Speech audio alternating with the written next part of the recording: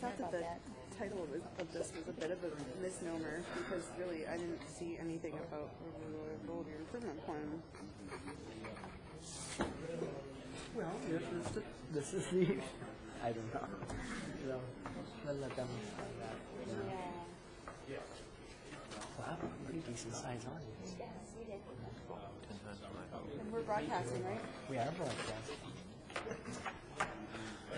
Are the mics on? Probably. Yep, we're probably live. Or hot, I should say. Not live yet.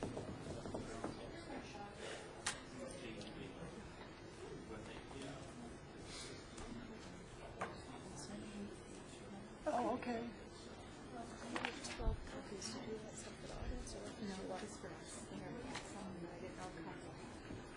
I brought mine. Thank you. Oh, we're going to pledge allegiance in here.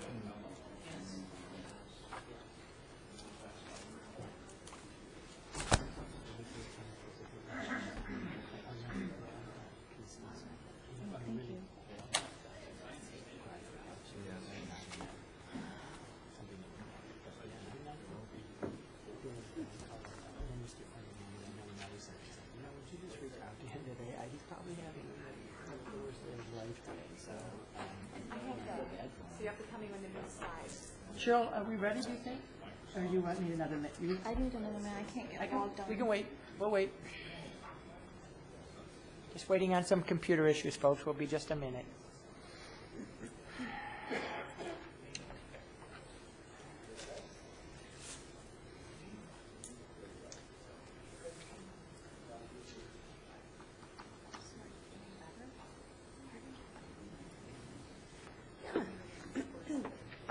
No, I'm definitely trailing a lot with Kleenex. Oh, Jeff, I think we were our house is too small for you to be in like opposite Get my good side. quarantine area. It's not my phone's literature. You can be fair literature. It's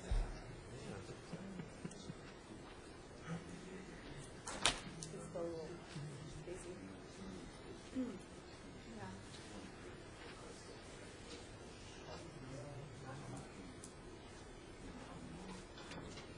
And if I cough myself out of the room.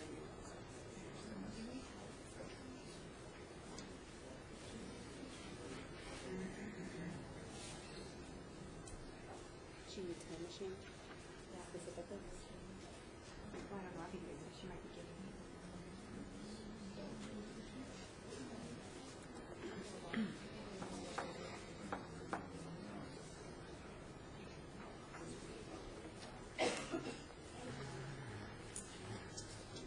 Can I sit next to you? If you don't give me any germs, then you can move over if you want, or your cord won't go She any won't further. reach any further. All right. That's all right. We're slaves to technology. Yeah, I love it. Well, it's important for the live streaming. Yep. In addition to the minutes. Yeah, that. Okay, whenever you're ready, Mayor. All right, good evening, everyone. Thanks for your patience. Welcome to the Ferndale City Council special meeting of Wednesday, September 28, 2011. Please rise for the Pledge of Allegiance. I pledge allegiance to the flag of the United States of America and to the republic for which it stands, one nation, under God, indivisible, with liberty and justice for all. Thank you very much. Madam Clerk, would you call the roll? Council members Baker. Here. Lennon. Galloway. Here. Piana. Here. Mayor Coulter. Here, yes, thank you. We have a quorum. Councilman Lennon has indicated that he has to work this evening, and he was hoping for an excused absence tonight. So moved. Moved by Baker. Support. Supported by Galloway. Can I have a unanimous consent? Can we do that, Madam Clerk? Certainly. All in favor, say aye. Aye. Thank you very much. We only have a couple of items on the agenda today. If you have the printed version, I'd like to flip 2 and 3. It seems to make more sense to me that we do the main reason that we're here this evening, which is a presentation by DTE Energy to talk about the power outage that happened in July of this year. We'll give them an opportunity to make a presentation. Then I would like to do a call to audience after their presentation, where members of the community and the audience are free to come up and ask questions of our friends from DTE. Madam Clerk, do I need to formally do anything to adjust the agenda? No, fine. All right, thank you very much. So as I said, we're here today because of the power outage in July 2011. I know we had a recent storm, but I think most of us understand that the outages that occurred just a few weeks ago were primarily wind and storm damage related, but specifically the power outage that we endured in July of this year during the worst of the heat wave of the summer was very frustrating, to say the least, for a lot of our residents. And it was unclear, frankly, just exactly what was going on with the infrastructure, the electrical grid here in Ferndale. And so at the conclusion of that incident, I asked the folks at DTE if they would prepare some sort of an analysis or engineering data to allow our citizens to know what's going on with the infrastructure in Ferndale, why does this seem to keep happening, what is DTE prepared to do to, I don't want to say guarantee, because there are no guarantees, but to help ensure that that kind of an outage doesn't happen again in Ferndale. So with us this evening again is Mike Palchesko, who is the Regional Manager for Corporate and Government Affairs from DTE Energy. He's joined by Mr. Ron Gerken, Supervising Engineer for Regional Planning and Design. And they have a presentation that they would like to make to us this evening to talk about what happened, what steps they're taking in the future to avoid this happening again. So, Mike, without further ado, I'll turn it over to you. Yes, thank you, Mayor, and good evening. Good evening, members of council and members of staff. I'm going to go ahead and get things started off, and then I'm going to turn it over to Mr. Gerken. But I would like to just make a few opening comments. As you indicated, it was actually back on July 25th when I was here along with one of my colleagues who works for Mr. Gerken. And we basically provided information that we knew at that time that came closely on the heels of the big outage. So we talked about some things and promised to come back like you indicated. What we've provided for you tonight is a brief, what we call talking point document. You'll see as we go through this, one of the pages provides a little more detail about the situation on July 20th to the 23rd. And then followed by that are some sections on some of the steps, primarily Ron and his organization have taken in response to that, and the steps that have been taken to improve the overall reliability of our electrical service and electrical system here in Ferndale. I've also attached an attachment of the very last page of the document. It's a one-pager that was part of a presentation that a couple of our DTE colleagues made last week when they appeared in front of some staff members of the Michigan Public Service Commission. And we included that. At that point, they did talk about a number of items, one of which was what occurred here in Ferndale in July. But I included that document in there to just show you that what we're going to be talking about tonight is consistent with what was presented to the Michigan Public Service Commission staff members just last week. I do want to also mention that when we did appear here in July, there were a number of residents who came to the podium and brought up some issues and concerns they had, a number of them specific to their individual addresses. We took down their names and their addresses, and we did indeed follow up with all those we were able to get in contact with. Someone from DTE contacted those individuals and worked through their issues with them.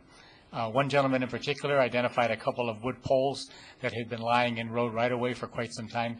We did indeed get those out of the way shortly after those were brought to my attention. So we will do the same thing tonight.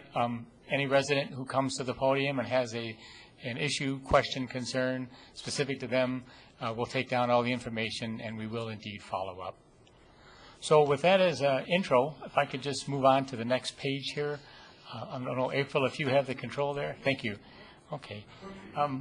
When we talk about number of customers at DTE, we refer to residential, business, and industrial customers as customers. So we, in Ferndale, have 11,000 customers. An individual home is a customer, and an apartment is a customer, a business, so on and so forth. The community of Ferndale actually gets service from 4 different, what we call general purpose substations. The Ferndale substation we're all familiar with, right down the road to the west of here. But to the east of here, we have another substation. The nomenclature committee many years ago named it the Hazel Park substation. It actually sits in the boundary of the community of Ferndale, but most of the customers served by that substation are in the community of Hazel Park. The Lincoln facility up in Royal Oak has some circuitry that feeds some of the northern end of the community. And then we have what's called the Woodside substation in the southwest corner of the community that feeds mostly customers in that part of the community. These substations also feed customers in other communities. The Ferndale substation, for example, feeds customers in Pleasant Ridge and in Oak Park, and Woodside also serves customers in Oak Park. So just wanted to kind of put that out there. The total peak load in the community of Ferndale is 30.8 MVA, and Ron will be able to talk a little bit more about that. The number of overhead circuit miles in the community, we have 29 miles of overhead lines here in Ferndale and 2 miles of underground. A couple other points on this page. The average last line clearance that we did was in 2010, and we refer to line clearance. So that's our internal way of saying tree trimming. Our major tree trimming work we call line clearance, and we did some extensive work here in 2010. And the last item is with regards to pole top maintenance, and again, Ron will touch on that a little bit. So if we move on to the next page, going over the chronology of events on the 20th, at this time I'd like to ask Mr. Gerken to come up and say some things about this.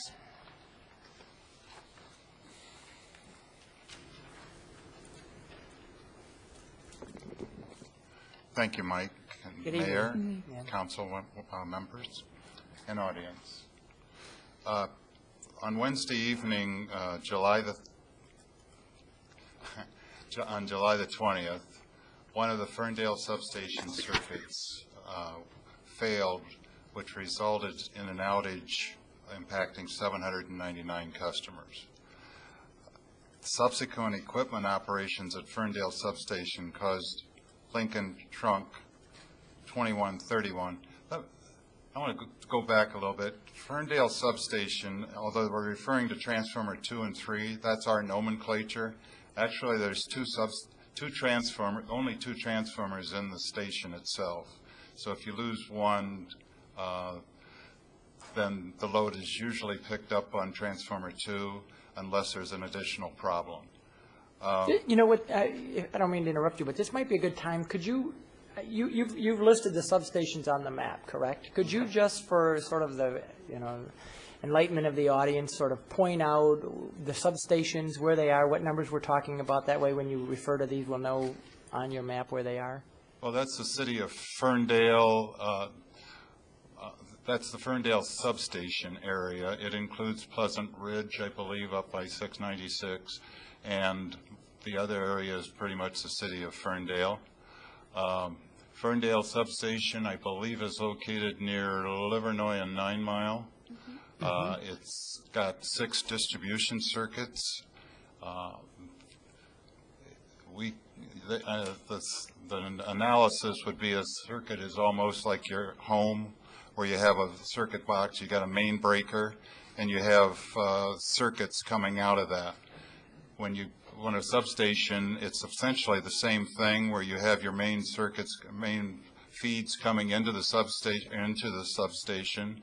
Those are at 24,000 volts, and then the substation transformers step the voltage down to 4,800 volts, and then it goes out to our distribution system on the overhead circuit, and we have transformers in the near the residences that step the voltage down to 120, 240, and that's the voltage that serves coming into your homes. There are, as I said before, 6 circuits out of Ferndale. Woodside serves part of the southwest part of Ferndale, and then there's the Hazel Park circuit that feeds the eastern side of Ferndale, and then a Lincoln circuit that comes down that's east of Woodward, just south of 696. So there's essentially 8 or 9 circuits that feed into this area.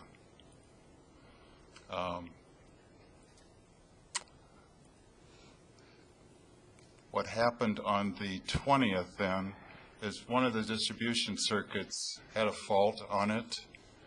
The breaker of that position did not open. And therefore what happened is the fault then was sensed by the 24 kV feed, and that caused the whole bus of what was feeding Ferndale number 2 to be out of service because it was a breaker that failed to operate for some reason. I believe they did replace the breakers, so it was one that did not operate correctly.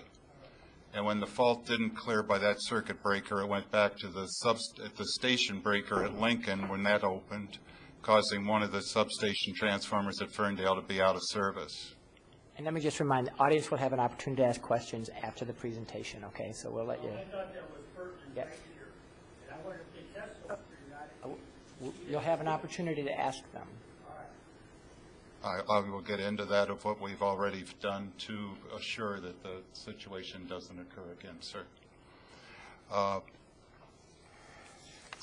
The failure of the trunk line caused the transformer 2 to open. This resulted in about 3,700 customers being out of service. Lincoln trunk 2131 that occurred at 4:35 in the afternoon approximately. Then about 2 hours later, that Lincoln trunk was re-energized. However, abnormalities were detected on transformer 2 and its load was transferred to transformer 3. Therefore, we had transformer 2 out of service. 1,912 of the customers restored in 2 hours and 13 minutes. There were still customers out of service because capacity was not available to serve all of the load because we had lost one of the transformers. On Thursday,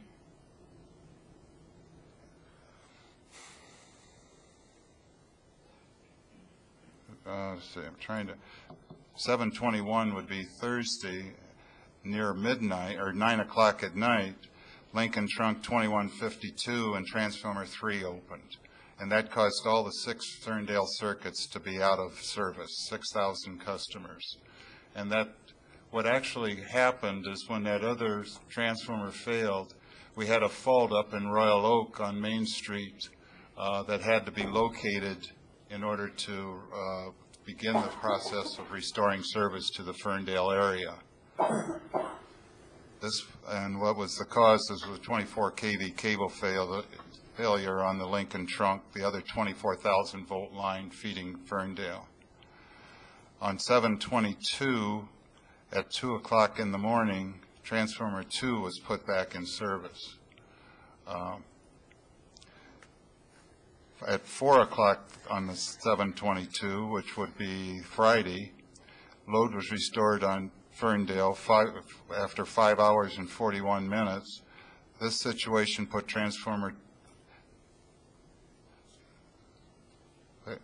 load restored on transformer 5. This situation put transformer 2 over its emergency rating. What does that mean? Substation. So transformer 2 was carrying all the load, but we had a problem because it was over its emergency rating. And therefore we would have had to open circuit breakers in order to bring it down to within its emergency rating. On 7/22 at 9:03, transformer 3 was disconnected from Lincoln trunk 2152 to facilitate fault locating. This was another step. So we had a lot of the Ferndale area out of service. And then we started the procedure of getting transformer 3 back into service, but first we had to find out where the fault was. The fault on Lincoln 2152 was located, and an analysis was determined the quickest way to facilitate repairs would be required that we have all of Ferndale circuits out of service while we repaired the trunk lines feeding transformer 3. Do you want? Just kind of jump in at this point, because this is the time of the day, Mayor, when I placed a call to you and indicated that we had a situation where we had done a lot of analysis internally that Friday afternoon on how best to proceed. And we looked at the potential of doing rotating interruptions and some other situations. And we determined that the quickest way was to have this complete shutdown, but it would allow us to get in there, make that repair, and then restore everybody back up on Saturday morning. So that's when I called you. You and I had a brief conversation. We then agreed to put together a conference call where you included the police chief and the fire chief. Our vice president of operations joined in, and we discussed what we were up against, what steps we needed to take, and it, in essence, gave your emergency responders a heads up on what they could plan for as we got into the situation. So then, lo and behold, Friday evening, as we got into Saturday morning, and the 2 o'clock, 3 o'clock time frame in the morning of Saturday, we then proceeded to shut down all the customers, and primarily the business customers here along 9 Mile, and then began our work. At that point in time, we were projecting being done about 8 or 9 in the morning. As it turned out, we actually finished hours earlier and were able to start restoring customers at 5 in the morning. We started restoring customers, and we completed all that restoration at 5:50 in the morning. So I just wanted to jump in because that was a point when we had these conversations, and then subsequent to that, we actually had 2 more conference calls on Saturday where we provided you and the other 2 gentlemen an update in the morning, and then later in the afternoon, we gave you an overall update of how we had proceeded during the day. We'd been watching the situation, and we knew basically we were out of the trouble area. And later that day, we restored all of our, what we call substation to normal configuration. Yeah. May I ask a comment? Yeah. Can we show the map again about where the fault happened on the, what do you call it, the Lincoln trunk, so that people can see that that the break in the line was in Royal Oak? And I think from the commentary that I received during that time from the residents, they didn't understand why their electricity went off, then back on, then back off. And this is the reason why. So why they turned off electricity in order to fix all of the circuits moving into the transformers, right? It provided us an opportunity to repair that major line that comes into the substation, which then enabled us, once that repair was made, to restore the substation. If we had tried to do it with keeping other customers up, it would have taken much longer. Making the repair, and it also would have been a safety issue by having these people working in a situation with energized equipment. So they've been all shut down. They were able to get in there, do their job, and then. What was the nature of the fault? Or maybe that's a question for our engineer, but what was the nature of the fault in on the Royal Oak line? Probably a bad sleeve or a bad connection between the cable on the in the manhole. That's where we make connections to each cable. Usually there's about 500 or 600 feet between manholes. They can pull that length off of a reel of cable. Then they make a connection at that in each manhole. And we're surmising that what occurred was that sleeve or that termination heated up and then failed due to excessive heat. That's what we're thinking caused the problem right now. That's generally what caused it. There was a bad connection between the cable and wherever it's connecting to, and that caused it to, what, arc or something? And then now when the cable starts to fail, you get treeing between the phases. And then once they get bad enough, it faults the cable together, and then you have an explosion, and then that causes the fault, which causes the breaker to open in the station. And it was contributed by, I think, the action of what happened before with the failure of the breaker, the substation, one of the breakers in the Ferndale area that faulted, and the breaker there did not operate correctly, causing the fault to go back through the Lincoln feeds. And I believe that contributed to probably the fault that occurred on that 24,000 kV line.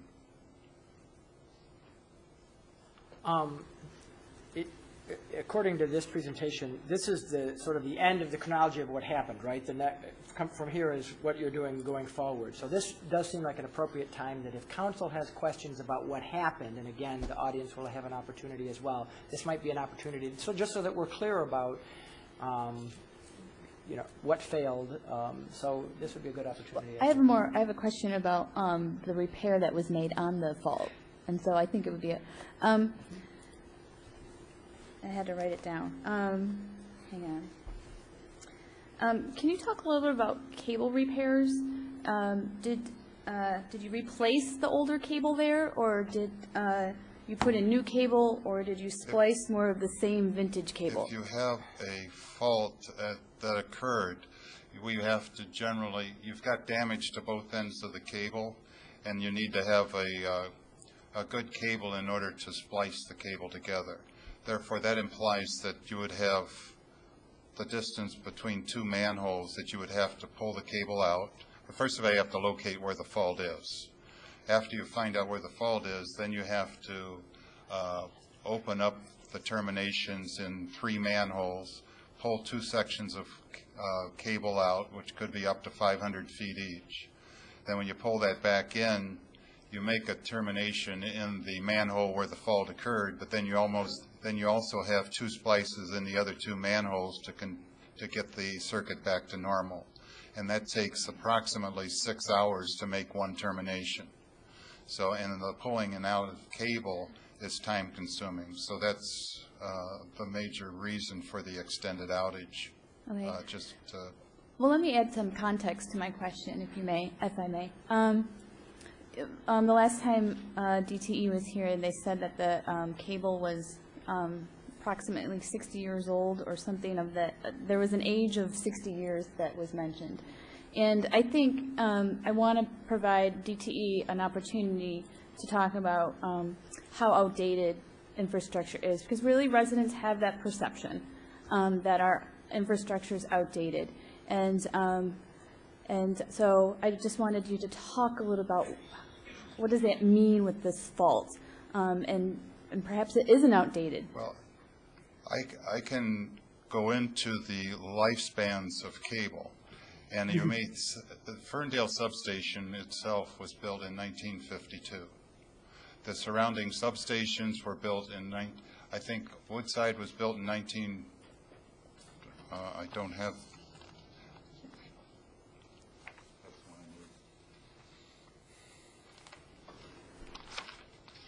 Surrounding substation Hazel Park was 1927, Oak Park was 1954, Woodside was 1947, and Lincoln, which is the one where the station is, was built in 1929.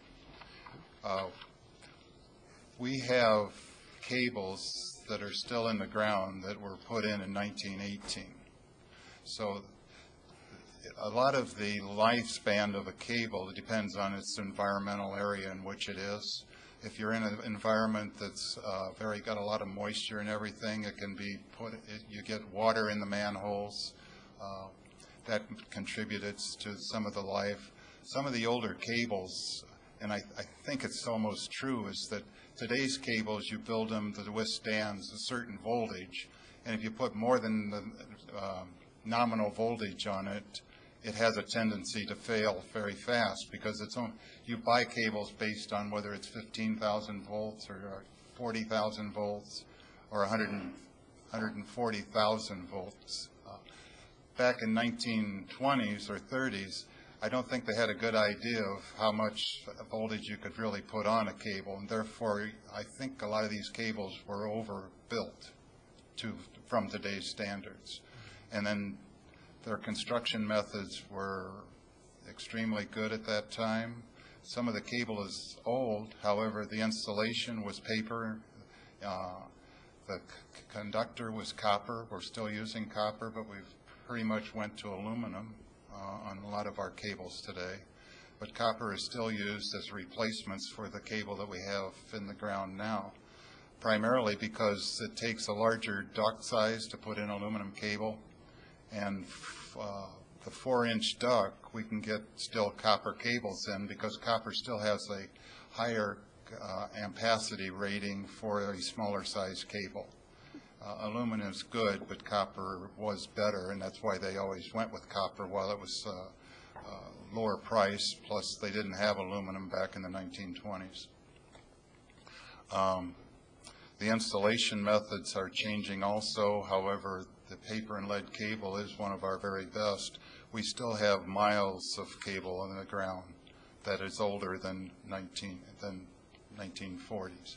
I'm not certain. I don't have the date of when we put the cable in. Did we say what it was at our previous meeting? Yeah. But if it probably was in the neighborhood of 1950 or 60 or so. So it's not something that, and then what we do is we have maintenance programs that monitor on the overhead. I'll go into what we've done recently. But on the underground, we also have maintenance programs in where we inspect the manholes, make certain everything is looking proper and working properly.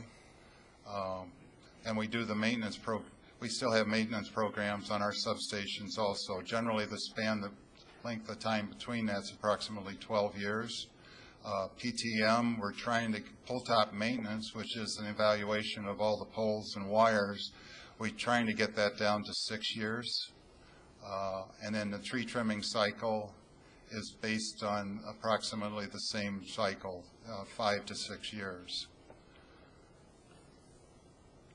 Other questions about the failure and what happened?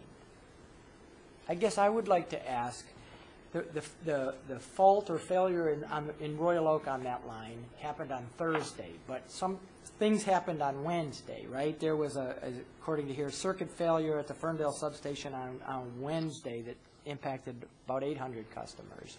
What was that, and did that contribute to the Royal Oak line failure, or how are those related? Well, the Royal Oak line actually feeds one of your transformers at Ferndale. So I think when they put on the additional load because we lost the other transformer at Ferndale, the added load that was put onto that other transformer caused it to overheat, and then the weak link failed, which was that cable joint. What caused the initial failure of the first The initial failure was based back at the misoperation of a circuit position out of Ferndale. That was the initial outage back on the 21st. Right. And what in layperson's terms does that mean? I don't understand. I mean, just to help me, in layperson's terms, what does that mean? What happened that the initial circuit failed at the Ferndale substation? The fault that should have been isolated by the breaker on that circuit did not operate. Therefore, the fault went through the transformer and back to the position at Lincoln, and that opened. And why did that happen? To protect the rest of the system.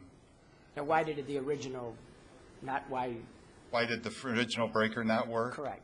It could have been a relaying problem or associated equipment that senses when the fault occurs, and that equipment wasn't operating correctly. So the layman's term would be it busted? Or the breaker didn't trip. The breaker didn't. I didn't hear the your breaker question. didn't trip. She said it was busted. The breaker didn't trip busted? for some reason. The breaker didn't clear it. It's like Okay. in your home. If you have a lamp that goes shorts and your one breaker doesn't operate correctly, it's going to go back to the main breaker and your whole house is going to go out.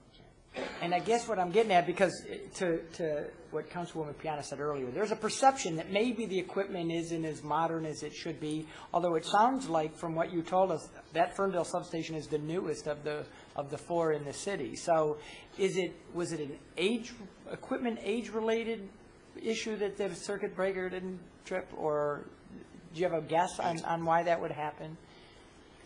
I don't have an answer on that, why a piece of equipment fails. There's always, it may have been age-related. I mean, things do wear out. The program, when I continue on, will show what we're doing presently to assure that that possibility isn't as high as it obviously was before. I know there's no guarantees, but right. As soon as I promise that you're not going to have any more outages, we don't do that. I mean, there's always that possibility. But as for, Okay. So are there other questions just about what happened in those 3 days? All right, why don't you then move on to, I got 2 slides, the next 2 slides. One of them is the immediate actions, what we did during the storm. And I think we or during the heat outage, or the first outage. What we did is load transfers, where we had the oh, you opportunity. know what, I'm sorry, you call it a heat outage, and that reminds me of a question I wanted to ask you, which is, how much of this was related to the intense heat that we had? I know that in the first slide you mentioned how much capacity that substation has. Was it at capacity? Was this a heat-related issue, or was it just a mechanical failure that could have happened any time? It could have happened at any time. However, what we've found is that heat, when you have high heat, you've got more, heating does affect our loading and our cable ratings, and we have ratings of equipment based on the amount of current, amount of load that's going through it, and it's based on what that rating is based on is the temperature, what it does to the cable. If the temperature goes very high, that has a tendency to degrade the cables or degrade any piece of equipment, and it can fail.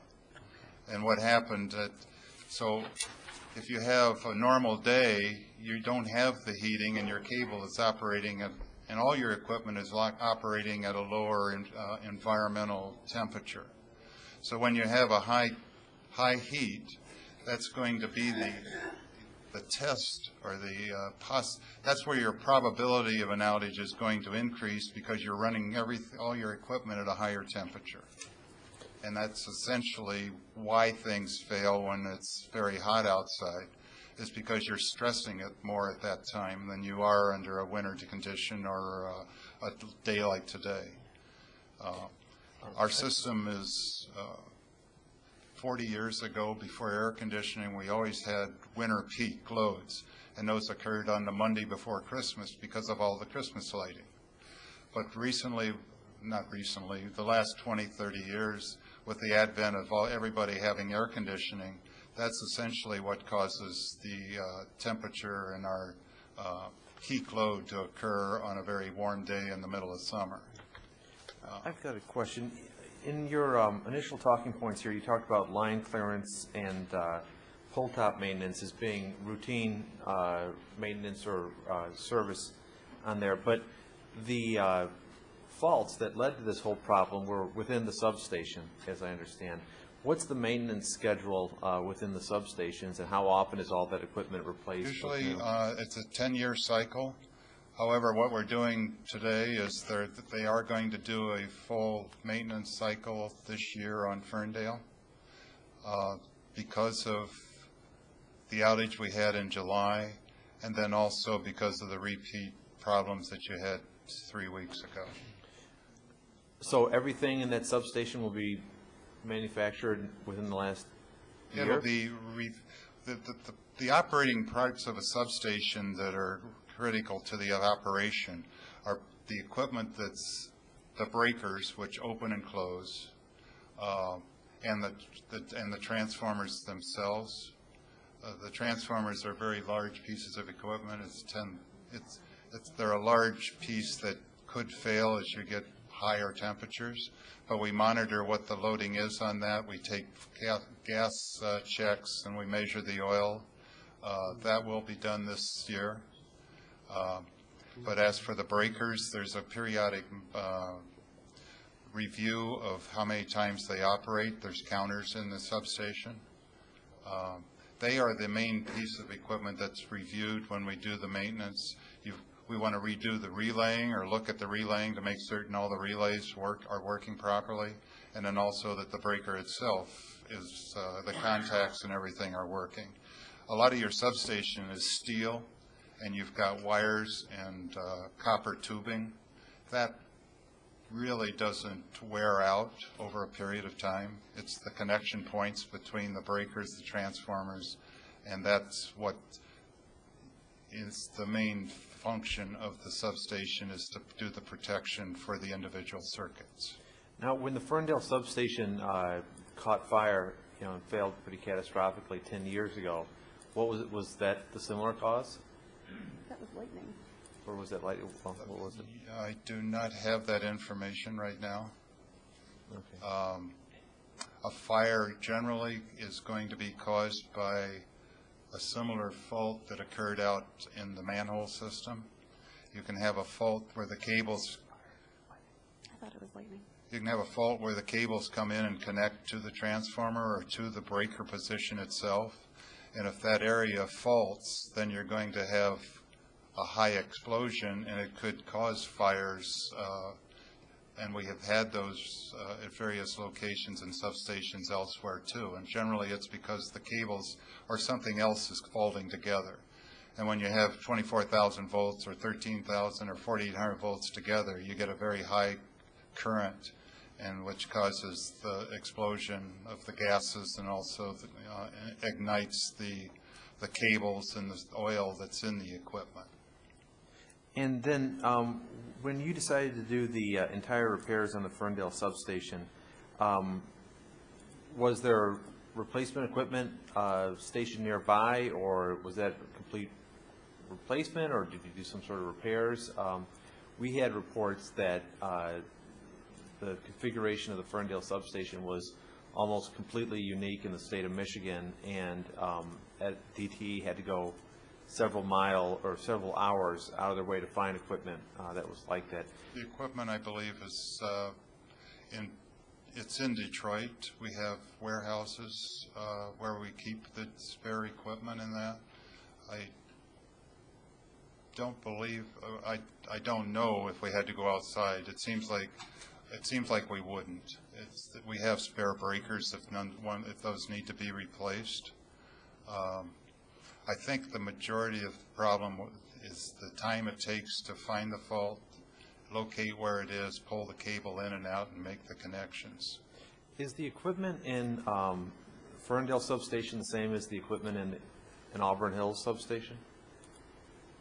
I believe Auburn Hills is operating at a voltage of 13,200 volts versus the 4,800 volts that we have at Ferndale and all the substations in this general area. So newer areas have higher capacity equipment just because they have higher capacity equipment because the higher the voltage, you have equipment that's good for the same amperage, but when you raise the voltage, you can carry more load, which implies then that your circuits are going to be larger because you're going to put more load on one circuit. And with the expansion of our system today, we've went with a higher voltage in the other areas in order to be able to serve a larger area of load with less number of circuits.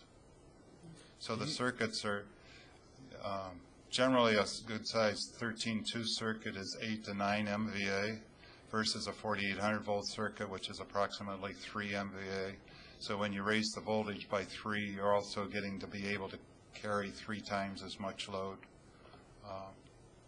Does DTE install substations as configured in Ferndale anywhere else now, or is that?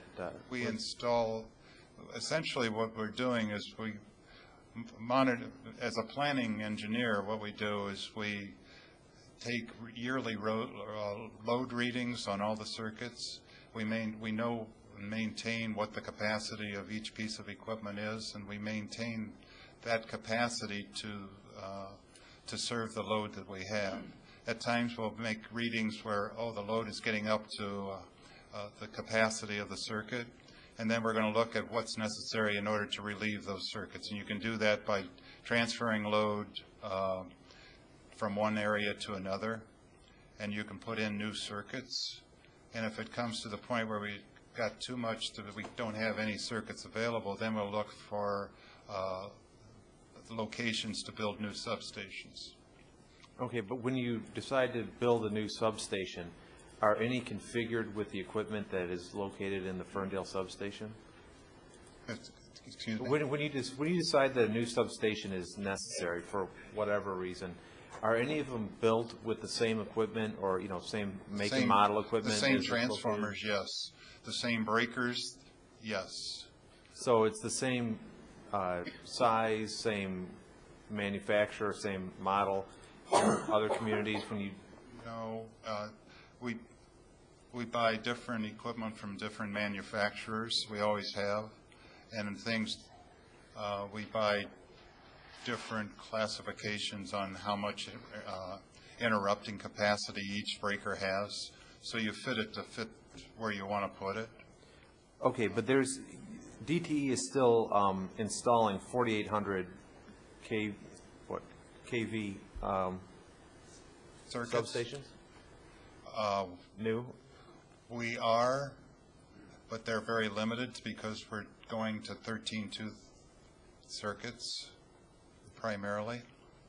And the equipment for a 4,800 kV substation, is that still manufactured, or is that all, you know, cannibalized and old equipment? Or No, we still purchase it, but the breakers you use at 4,800 are the same that you use for 13.2.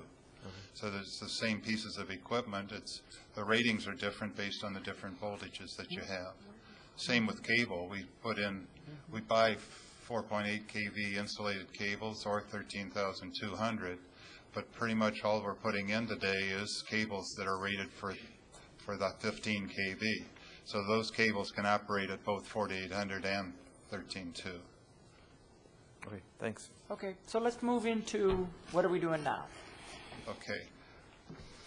I'm going to skip that page because those are the items that we did during the heat storm or during the July problems. We made load transfers to the adjacent substations where we had availability. We made the cable repairs. We communicated with the city and also with residences, made phone calls to the customers, and in engineering we're in the field meeting with customers. And then we did have generators installed to provide substation relief. So that's occurred during the outage itself in July. The next slide And I is will also say you provided a generator for our backup cooling center at Kulik. We appreciated that. And what we'll be looking at is one of the ongoing situations that we want to find is where we can use generators in the future and also where we can site portable substations in the city so that we can prepare for a contingency where we have another outage so that the length of time wouldn't be as high. But the long-term plans, the long-term plans and the storm in July and also the storm of 3 weeks ago fit into this. We have done overhead circuit patrols on all the 6 circuits out of Ferndale. What that included was to do a foot patrol and look at anything that needed to be repaired. It's essentially doing a very fine pull-top maintenance where we looked at all the equipment. And one of the reasons we wanted to do that is because during the storm 3 weeks ago, there was a lot of damage and a lot of it got repaired. We want to make certain that those circuits were still in good shape. And we did find a lot of wire that was missing, some transformers that weren't working. Still found branches and things on the poles and on the lines that have been removed. The intent now is we're doing the repairs and the tree trimming of situations right now that could cause immediate problems. And the intention is to complete the rest of the work in the upcoming months. We're also accelerating the substation inspections. And we're planning on doing all the maintenance and the inspection and the relaying and the breakers at Ferndale. And that we will work to resolve any problems. One of the long-term plans also is to look at putting in additional fusing. What fusing does on a circuit is it doesn't cut down on the outage. What it does is make the outage into a smaller area so that it affects fewer customers each time. And when you have outages, they usually don't occur at the same place on the circuit, so you could have a problem on the left. That fuse could go out once. The rest of the circuit would stay in. The next outage you may have would be over on the left. So these customers who are out the first time wouldn't be out the second time. So it cuts down on the number of customers that are out of service per each outage. And with the size of the trees and we probably will see more outages if we get any wind or ice. There's just a part of the situation of trying to maintain the system. We want to prepare for the alternative supplies in case of future outages. This is where I was talking about if we had prepared sites for a portable substation. A portable substation is essentially the same size as the substation transformer. What we need to find there, and I'm not certain it exists yet, but we need to find a place where we can connect a trailer with the transformer on it to the 24 kV or 24,000 kV lines. And a lot of the 24,000 is underground, so we'd have to find a location there where the lead is overhead, arrange with a school, a park, or some other place, help with this, with the aid of the city, trying to locate sites where we could set up the portable substation in a rapid manner. And then also look where we could put the 2 kilowatt generators. The generators usually feed into a distribution circuit. They're on a trailer. The difference between that and a portable substation is a portable substation goes directly into the 24,000 volt line, and it has a greater capacity if we tie into the circuits. So that it allows us to serve more load than you can off of a 2 megawatt generator. And finally, we are looking at, and we have been for the last 3 or 4 years, property to install a new substation in the Ferndale area. The reason for wanting to do that is that if we get new load growth, and there is some additional talk outside of the city of the State Fair down at 8 Mile being developed with the commercial area, and also they haven't decided exactly what they're going to do with the State Fair property, but there's a potential that there gives quite a bit of load growth in that area. And the existing circuits don't have that capacity right now to serve that load. So what we want to do is purchase property and then do a plan to find out how we can relieve or provide additional capacity in the city of Ferndale. What it does is provide the city with the potential for having the infrastructure of the electrical feeds if you have new customers come in. I have one question. Sure. I'm sure the city will be more than amenable to help you find property for a new substation. Has there been any outreach discussion about that prior to? There was some conversations a few years ago with some of the past administrators, but then we put it on hold, shall we say. But yes, indeed, we are getting ready to begin some new conversations.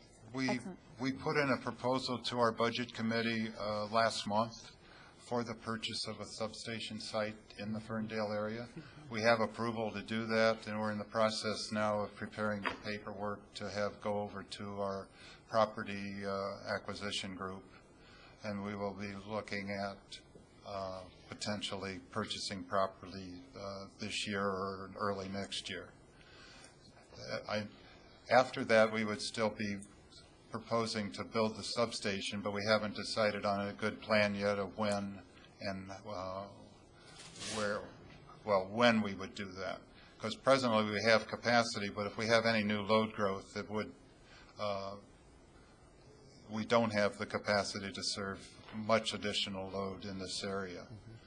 So I think that that would help our infrastructure tremendously, and then also it would provide, by relieving Ferndale of one circuit, then it relieves this heating situation that you have, that in a high heat area you don't have the same temperature rise because you're serving less load. and therefore the potential for a future outage is also reduced by installing additional capacity.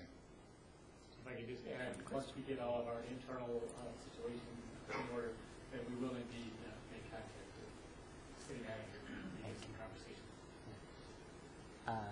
Kate? I do. It might actually be a question for Mike. It's a question about communication with residents when power goes out. And DTE had my cell phone number. I got a robocall from the mayor. I got a phone call from DTE. Thankfully, I had power, so I could charge my cell phone, so I was able to get that. My parents were without power on the northwest side, so they were, charging the cell phones in the car or trying to rely on their landline when it worked intermittently. And I just sort of wonder, you guys have been doing this for 100 years, so when the power goes out, what is your most efficient way to get good information out to residents? And in what way can the city assist you with that in the future? There's always a lot of confusion, and we think our power is coming back at 8 p.m. on Tuesday, and then it doesn't come back until 8 p.m. on Thursday, and how can we? I'd like to address that. That was Sure. a major concern that we had 3 weeks ago. I was here thanks to April, and we had a few customers come in, and they were very upset with the length of time and the estimates. Yeah. When we have major problems like we have, you're making these estimates in the office, and you really don't know exactly what you have.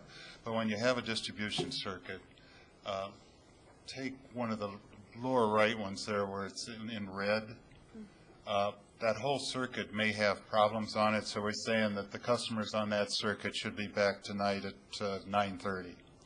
And what to do when the crews go out there and they find there's a tremendous amount of problems, they're going to. You can actually take the microphone off, and you can travel with it. I'd probably break it. Which one do you take, the little guy? Oh, no, wrong one.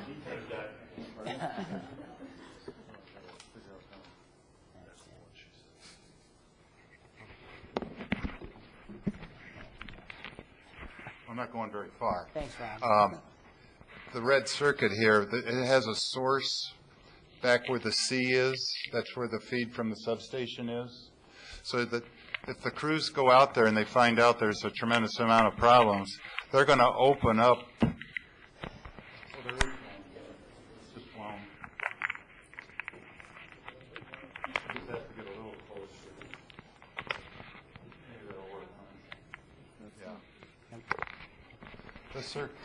This circuit here, if they find that there's too much work or information from the field foremen that are out there, they will say, well, we can get half of that circuit back in tonight, but due to the magnitude, we're going to have to open up this line here and open up the locations at those points. We're going to isolate that eastern part of the circuit, and we're going to restore the part closer to the substation.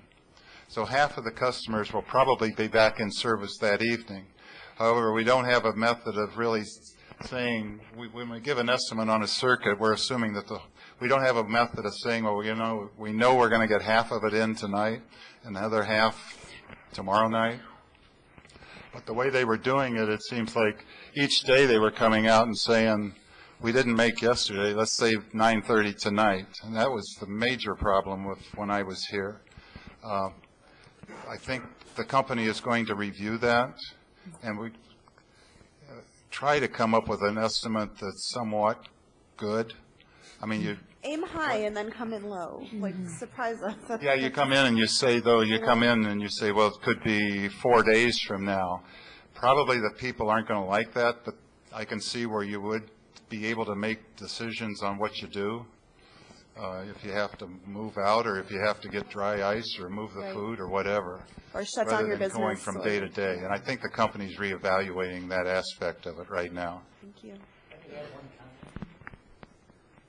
I could add one comment on our communication efforts. In 2011, we rolled out a new program. We piloted it in some areas primarily where customers had repeated outages, where we went proactive. As soon as we knew internally there was an outage on that circuit, we had a team of employees call customers on that circuit, letting them know that we know you have an outage, and here's our current restoration estimate, so on. Then later on, we provided an update and so on. So that is a new initiative. We had some success with that, and we'll probably be looking at expanding that in some fashion in the future. So that's a... So are you really relying on people to have I'm sorry, Scott, are you really relying on people to have cell phones then, and then talk to their neighbors, or what's the, I mean, what's sort of It'd be the phone number that we have on file for that customer. What happens when there are no phones? If the power's out to the phone? Well, there's some customers that, you know, we have their cell phone on record, or we have a home phone, a landline on file, and so on, whatever fashion we have. We do have other mechanisms, too. We did roll out a new program here within the last couple of months where an app was provided for a smartphone, where customers who have access to smartphones can use those to provide information. I think the question is, everything you've described works on electricity, Okay? right? And so if we have no electricity, Yeah. how do we communicate with DTE? Okay. Well, in those examples that you point out, sometimes people are contacting us from work. Sometimes people are contacting us from a relative, or a relative's contacting on behalf of them, that type of an avenue. So, again, right now, the best way is for customers to call us through our 1-800 system, and then we provide information. But I just wanted to emphasize that we are looking at other options. Those are just a couple examples. We have people looking at, you know, utilizing Facebook and some of the new technologies out there too. So we are indeed looking at other ways of communicating with customers. Scott, I have a suggestion. I think there is a partnership here, and the city manager rolled out on Monday night at our city council meeting some updates to the city's emergency communications plan when there is no outage. And we came up with go to where you vote for your note. And that would be a place where you would go learn about what's going on with the electricity situation when there is no power in your home and you don't have access. So these are one of the changes that we're making internally through the staff came up through their emergency lessons learned from that event. And so I think that's where the city can play a role in helping spread the word and facilitating that program. Go to where you vote for your note. And that would be going to your polling location to get an update about the electricity situation. So, DTE, we would have to be a conduit and support DTE in some of their efforts. Appreciate that. If I can mention one more thing, and that's the initiative that Ron referred to before. Following the storm of September 3rd that took us into Labor Day week, Ron and one of his colleagues were over here again with the help of April and set up here in this room on Tuesday afternoon initially, and then came back Wednesday night. And again, another means of providing communication to customers where we had engineers that were familiar with the situation, the circuitry, making them available in the community. And once again, that's another new initiative we just rolled out here in 2011, and we will be looking to probably expand that as we go into the future. One point of what I found during that time is the customers really want to know what the progress is on restoring their service. Mm-hmm. And if we don't have that contact in here, I had a few customers come in and said, "What are you doing here?" You don't know. But the person I was with had a telephone, and he had the field foreman's cell phones. So he was calling the field down the street where they were repairing and finding out that actually the customers we were talking to would be restored that evening. And then he called them back the next morning, and they actually did get their power back. But that's an important factor. If we're going to be here, we have to have the information on the status, the up-to-date status of where we stand on restoration. Thank you. Additional questions of council, and then I'm going to open it up for our audience to ask questions as well.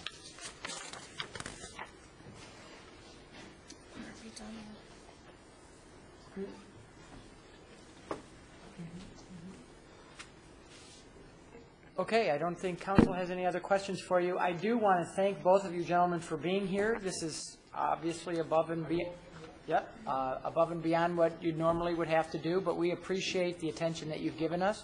Appreciate finding out about the long-term plans that you have made. So thanks for being here. And now at 8:05, I would like to open up call to audience. We'll do this just like we would at any normal council meeting. You'll have 3 minutes to make any comments that you like. If they're comments, just direct them to us. If they're questions, I know the DTE is committed to answering them to the best that they can. If you give them some contact information for you, they will do that. So let's open up call to audience at 8:05. Yes, sir. My name is Larry Alder. I live at 525 West Marshall. I've been a resident of Ferndale for 41 years. I'm 69 years old, on Social Security, and I'm self-employed repairing cameras for a living in my basement. I average $100 a day income. Because of a 3-day power outage, I lost $300. My expenses are such that I'm lucky to break even every month.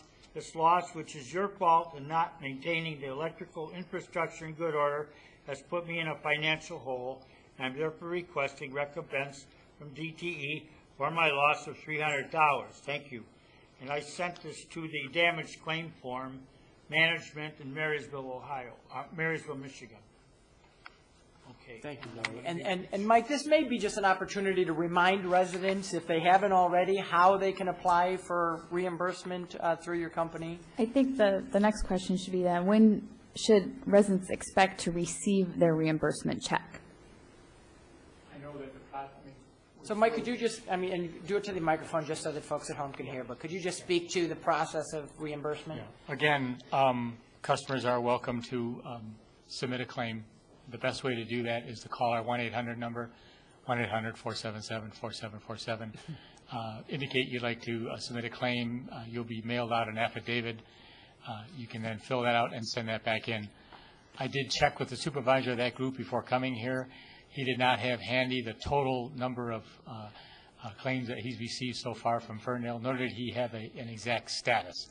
All he could tell me was that he's working through all of the claims he has, and the process is ongoing. Between the period of July 2nd and Labor Day, we had 9 storms at DTE, so his volume is up substantially versus what it typically is. So he's and his group are working through those. Thank you. All right, additional members of the public, yes. Good evening. Good evening, everybody. My name's Bonnie Peel, and I'm a 12-year resident of Ferndale. And I have a couple of quick comments. First comment is it looks as the last of the intermittent power was resumed at 05:57 on 7/23. 05:50 is AM, which means it was resumed on 7/24.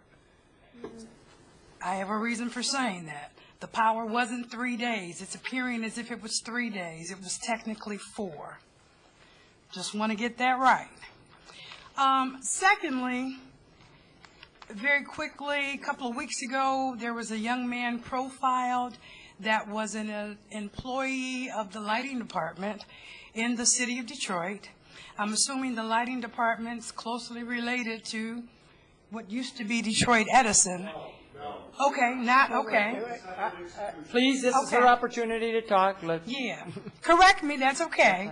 But my point is, when you were talking about, you were explaining about the cable system, some of them dating back to 1918. This particular young man was down under manhole correcting something, and he almost suffered a fatality. And the news little bit on him went into a little bit further detail on some of the cabling systems that's under the manhole covers, because of their age, is a threat to the public. Manhole covers popping off various areas, and I'm wondering if, even though I think I'm understanding you saying some of them are inspected every 10 years, but something dating back as far as 1918, 1924, I think we're kind of concerned about that. You went over that, but I'm wondering are we covered there? Really, something that's that old. And my last comment is, I'm the lady that wrote a letter to Channel 2, the mayor, yourselves, regarding the, as I've been told, no one knows who put this press release out of DTE replacing persons' food. After I wrote a letter, 3 pages, and I was contacted by Mr. Johnson, who sent me a copy of a letter dated September 15th to all Ferndale citizens. I never got one. It's signed by Mr. Vincent Dow. My comment is, I know how press releases work. There's a meeting of minds, corrections, it's released. Well, what the press release said on all the stations didn't happen. The letter from Mr. Dow explains, of course, these are acts of nature, and as you have so eloquently explained to us, a result of an older system that needs to be upgraded. The only comment I have now is the disclaimer you have in this letter, that perhaps if your personal insurance or your home insurance would not cover your food replacement, then we could contact DTE. Well, as it appeared on television, it appeared as if you lost food for 4 days, you lost power, contact DTE. If anyone wants a copy of my letter, they're welcome to read it, and you'll be reimbursed. That did not happen. That was a lie. I'm very sorry. I was very proud that you did get your power back for us a couple of hours sooner or maybe a day sooner, but I didn't find it. I just don't know who made the boo-boo on saying that the residents were going to get food replaced, and that did not happen. Thank you, Bonnie. I don't know if, Mike, if you have a response to specifically to that. Yeah. Do you have her information? Yeah, thank you. All right, thank you. Good evening. Hi, my name is Heidi Zabik, and I am the Legislative Director for State Representative Ellen Kogan-Lipton. I'm here representing her tonight. I just wanted to follow up with what the previous woman just talked about with food replacement. I was very thrilled to hear that you guys have a plan for being able to do reach out and give people a place to go to find information. I would suggest that there be a plan included in terms of folks who are on DHS, and that actually is where I wanted to raise a concern and a suggestion. Folks who are on DHS assistance have a very, very limited window of time in which they can apply for SER relief, which is short-term emergency relief. And that would have included food replacement, except that there was a perception, and we received several phone calls into our office, that they were going to be taken care of by DTE for food replacement. I think I'm starting to understand why, if what the woman preceding me said is true, I could see where that might have caused some perception issues, and they would have thought that, and then therefore did not approach DHS. But the second part of the problem is there were folks who did approach DHS and were told they needed proof of the outage from DTE, and were having difficulties getting that verification within the 10-day window that they had to apply. So I would just suggest that as you're coming up with your go to where you vote for your note, that maybe there could be some type of a thought put into how DHS recipients can apply for assistance, and maybe even some alternative way to get that verification that they need, that they really did lose power at a time when DTE is probably fielding a ton of phone calls and makes it difficult.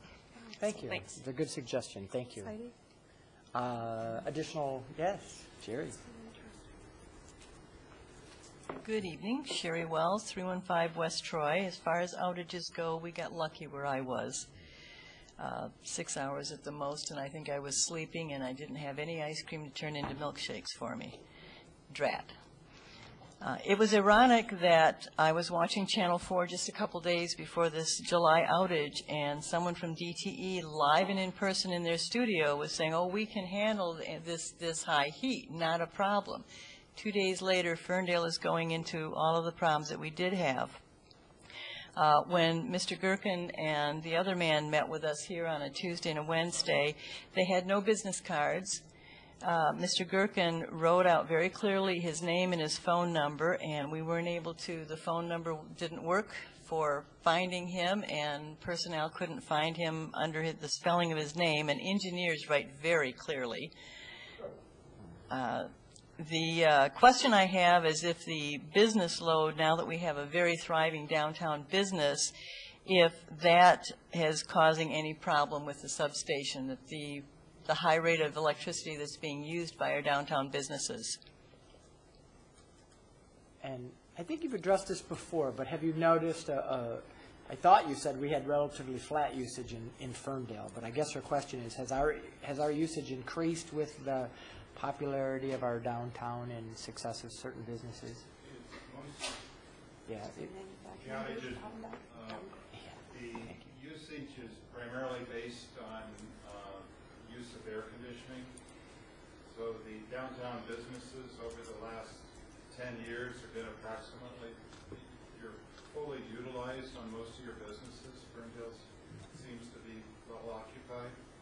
And therefore I would say that the usage is approximately the same, except if it gets warmer, you are going to be using more air conditioning. So I'd say the capacity is available. And as for the businesses using more than is capable, that's not correct. When I'm talking about the circuits having capacity, they have capacity to serve both the industrial, residential, and commercial areas. All right. Thank you. I am concerned with the telephone number because I'm not going to give a person's I'm not going to give my telephone number out if it doesn't. Well, it didn't, and the card he used was the back of a Ferndale 115, which is. I have a couple comments from people who have talked to me about. You got about another minute, Sherry. So. Okay, you counted his answer as part of my 3 minutes? Nope. Okay. Here's some photographs I took. Someone said there's two problems here. One is wires going through the trees, and they've been chewed on probably by the animals, and the man is very afraid to try to trim any branches because of those uncovered wires, and he's made 2 calls, so I'll give them this. And a comment from several people that the contractors that they used, I don't know if they used any in July, but for the storm, were drinking and cursing on the job. The suggestion is that there needs to be a DTE supervisor on site when you have all these contractors with walkie-talkies to be able to communicate with the various contractors and make sure they're doing the job in some kind of coordination and civility so that the customers are not frightened, as well as worrying about some drunk contractor electrocuting himself in their backyard. Thank you. Good evening, sir. Good evening. How you doing? I'm Louis Saraki. I've lived in Ferndale for over 20 years. During the power outage, let's see, I lost all my power. It came on, as he said, they went through the substations and that. And it came out, we went through brownouts and everything. In the meantime, I lost everything in my refrigerator. It blew out my refrigerator from the power surges. I filed a claims affidavit. I waited all this time for it. I got such a disclaimer that says that DTE is not responsible unless one of their workers come into my house and actually electrocute me.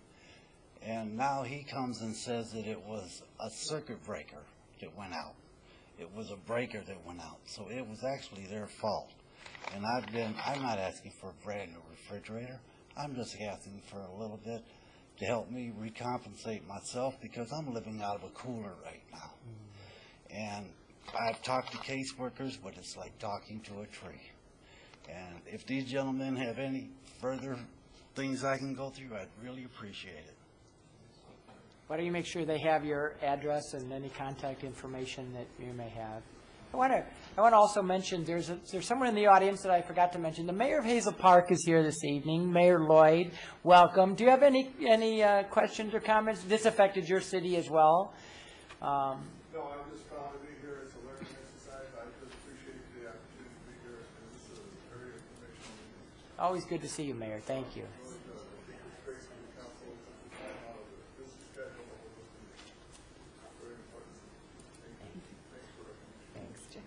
Additional members of the audience that would like to address us this evening. Good evening. Hello, Crystal Proxmeyer from the Ferndale 115 News. I just have a question. You had mentioned that you're looking to purchase property for another substation, and I was just wondering if you could tell us which properties you're looking at.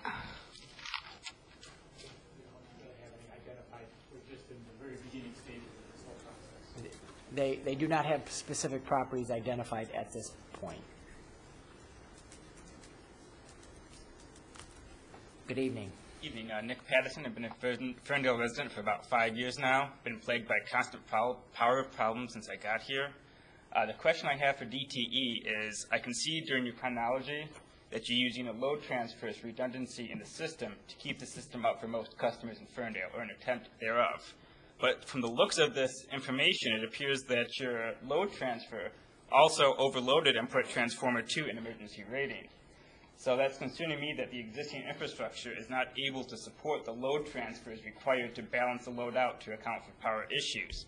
So what plans do you have to either upgrade the capacity or improve the existing infrastructure beyond looking at the additional potential substation site and the portable generators? Thank you. Do you feel prepared to respond to that question, Mr. Gerken?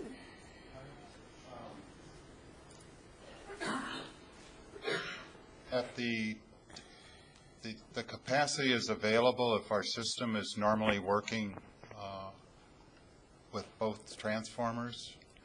The situation occurs when we had a problem on that one transformer and we didn't have the capacity to serve the entire load on what was remaining.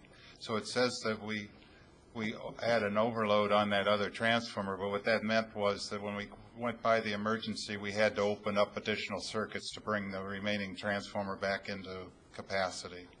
So although it said it went over emergency, we had operators at the substation also monitoring the load, and as the load kept going up, we had to open up adjacent circuits in order to bring the load back down.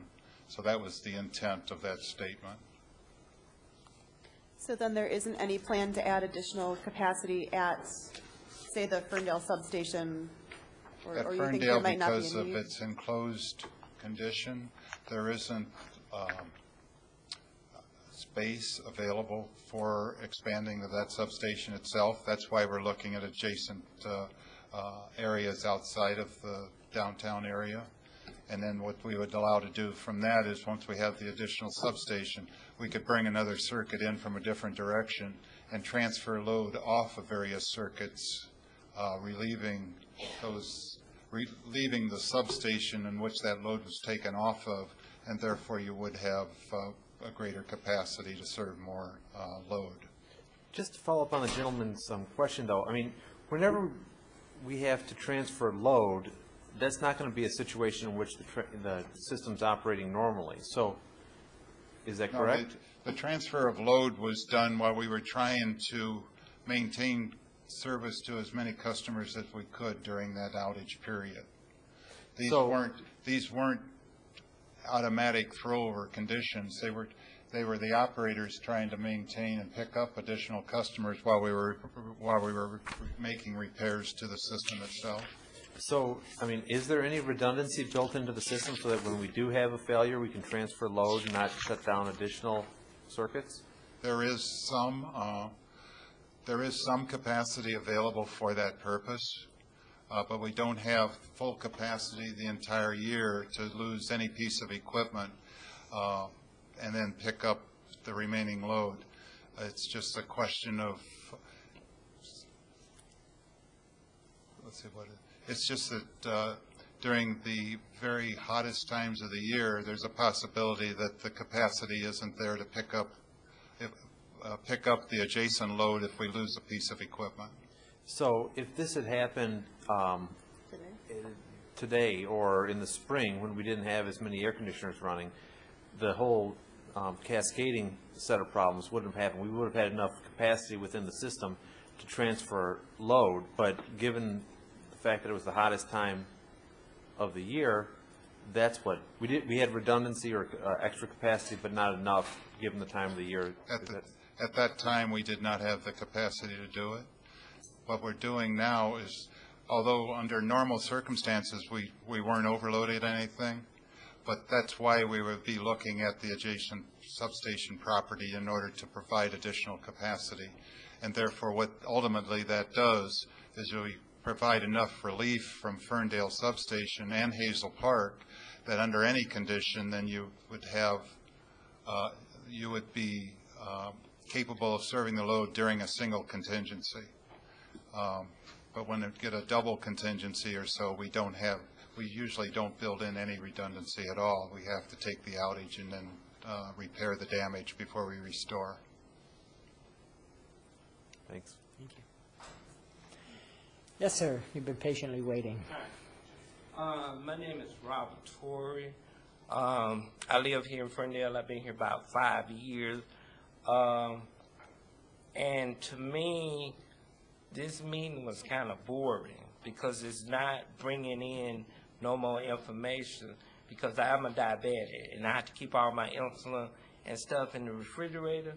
And it was very bad for the electric to go out on Tuesday. And then we run around trying to get the food replaced, which somebody told us we go to DTE. I went to DTE. They put down 2 days. It was off one day and then back on the next day. But it wasn't. It was almost a whole week.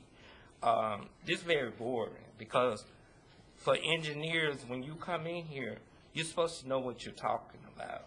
And I can't understand that. I understand God does His address work. your comments, unless you have a specific question for them. Address God us. does Thank His you. work, but for us to lose power on the same side twice, and then we losing stuff, it don't make no sense. I mean, and this, to me, I didn't learn any more than I already know. And I stopped on the street and talked to one DTE guy, and he looked at me like I was a fool. He didn't answer. He didn't say anything. But I'm sorry y'all going through this, but, you know, I can't take it no more. Because I know God did it the second time. So you said they could have patched it up. And I do know I like Ferndale, and there's a lot of people here. But I can't keep losing medicine and food like that. And we were on the same side. It didn't even happen on the other side of the street, just on our side. And there's a lot of people that live in the apartment. So I don't know what y'all got to do, but somebody need to do something, or either we need to get some more power companies here. Appreciate it, sir. Thank you. You're welcome. Yes, thank you.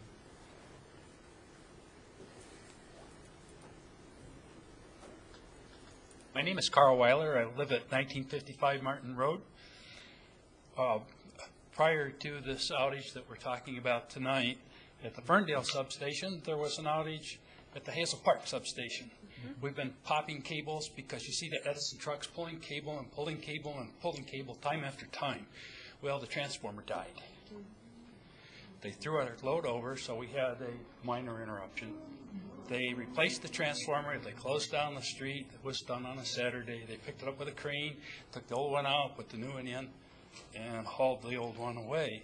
So apparently, it does appear that our substations here, Ferndale and Hazel Park, are loaded right up to, okay, there's no more room. Thank you, sir.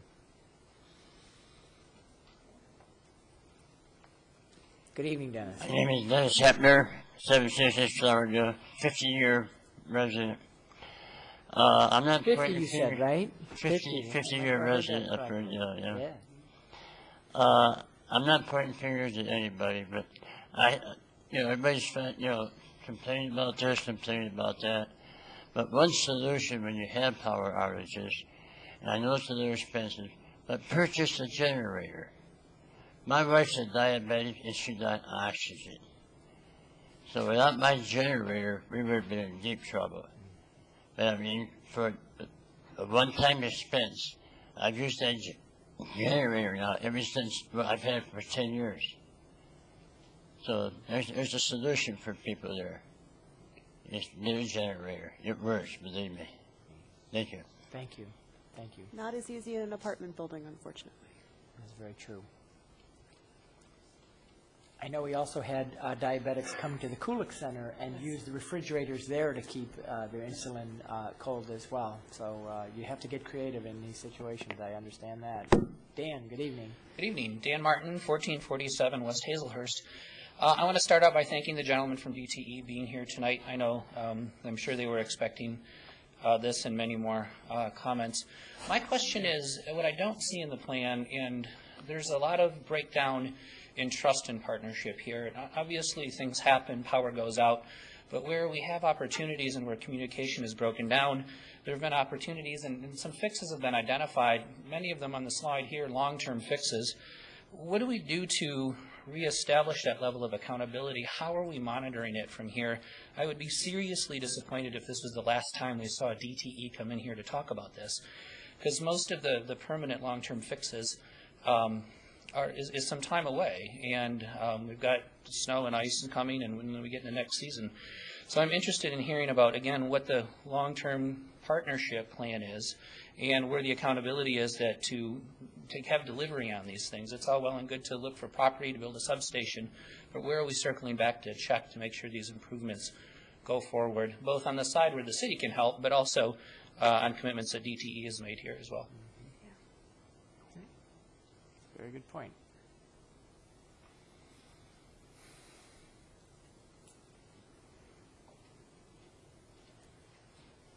Hi, I'm Amanda Levitt. I live at 349 West Webster.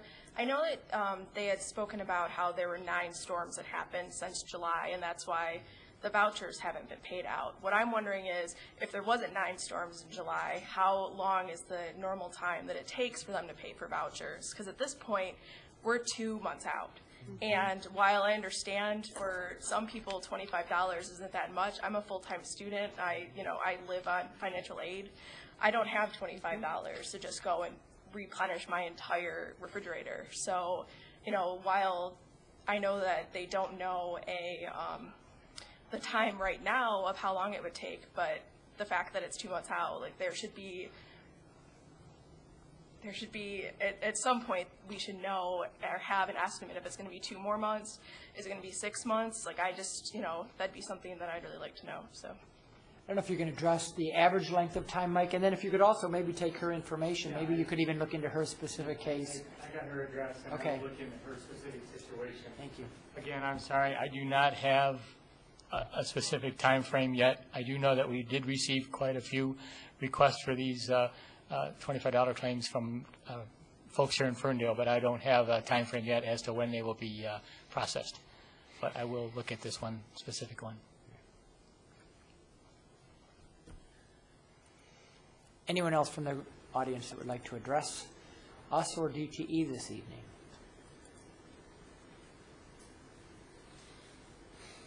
Yes, sir.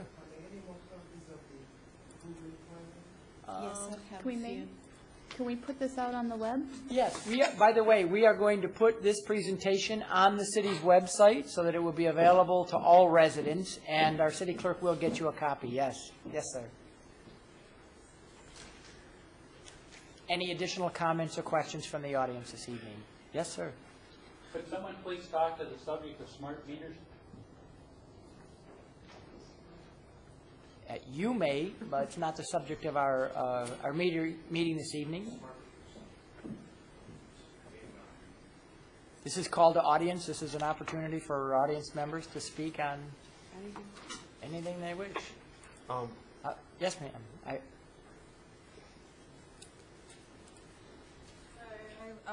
My name's Sherry Allen. I live on West Webster also. I also filled out an online application for the credit, so I don't know. Now I'm hearing some other way of applying for it. So does that mean the online was Okay. My other question is about the long-term plan then. I'm looking specifically at prepare for alternative supply in case of future outages, the portable substations. All this is just a plan. Is there a specific date in mind for this? And are the portable substations only going to feed the downtown, or are they going to help the actual residents? Mr. Gerken, could you speak to timeline and what areas would be covered by that portable substation? I mean, there's got to be some kind of accountability. You can't just say, we have a long-term plan and never carry it out. The long-term plans would be to try to get the power back in a more timely manner by using generation and portable substations. The long-term plan is to purchase this property, build another substation, but that's going to be quite a lengthy time because it usually takes us 2-3 years to acquire land, build substations, and provide the capacity to serve additional load. By putting in the sites or getting ready on the portable locations, it allows us to do that in a more timely manner than in days. What we're doing now with the substation, trying to maintain it and looking at the other potential maintenance programs on the underground cables, the overhead cables, is to reduce the possibility of even having outages in the future. I would suspect with the work that we're doing and the possibility of reduced storms, because you're not going to have probably as many next year as you had this year, that the reliability in the Ferndale area should improve, just from a probabilistic. Why would you think the severity of storms would decrease? That's not typically what's going on in the globe at all. We're an area of about 7,600 square miles, and I think the city of Detroit's about 100. The area in which you're in is about 150 square miles, and almost every storm this year went through my region, the southeast region. There were multiple outages in the whole Detroit area at different times because of the magnitude of the storms that went through here. And in the past, we don't get the same number of storms in one local area each year. I'm just thinking that from an average standpoint, you had a high number this year. From an average standpoint, you're going to levelize, and you're probably going to have less next year. That's just my guess. But the reliability work, the maintenance work and everything, even if you have storms, should cut down on the outages because of the work that we have planned. Thank you. And will the future substation be a 13.2 kV, or will it only be? 13,200 volts. That's our standard that we're putting in right now. Even if you got the land this year, it would be like 3 to 5? Probably. Because that's just the normal length of time it takes to get the permits and construction. It takes a year and a half to buy the equipment for some of the substations because of their large size. There's a lot of different processes even in purchasing equipment to get it on site. Thank you. Yes. Please come forward. We need you to be mic'd so we can all hear you.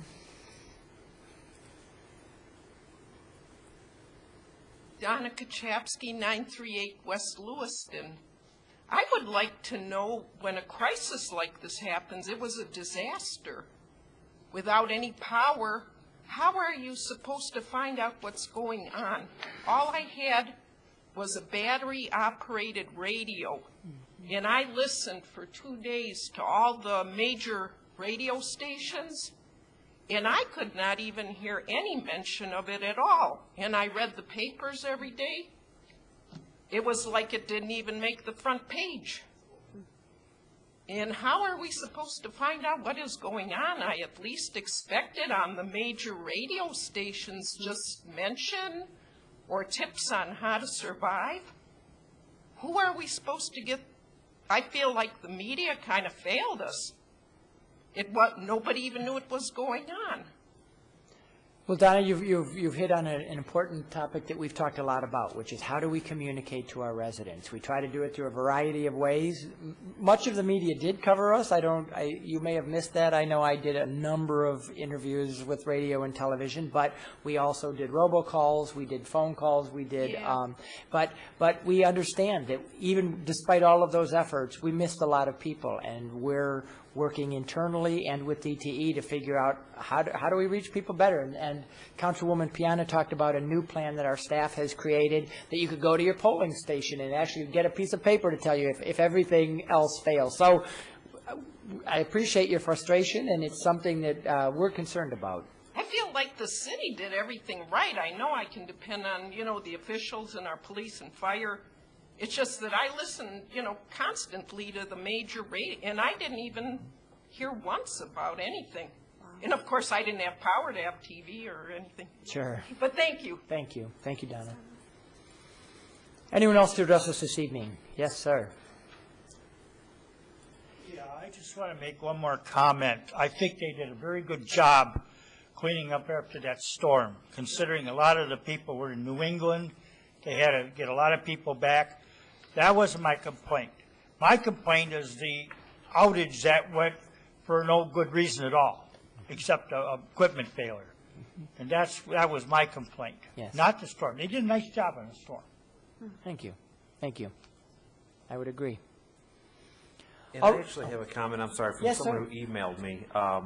This is a Pleasant Ridge resident, actually, but he indicates that the trunk line that runs up 9 Mile, runs north of 9 Mile up Paxton, hasn't been upgraded. It's been red tagged for upgrade for several years now, and he's concerned about a failure in the wintertime.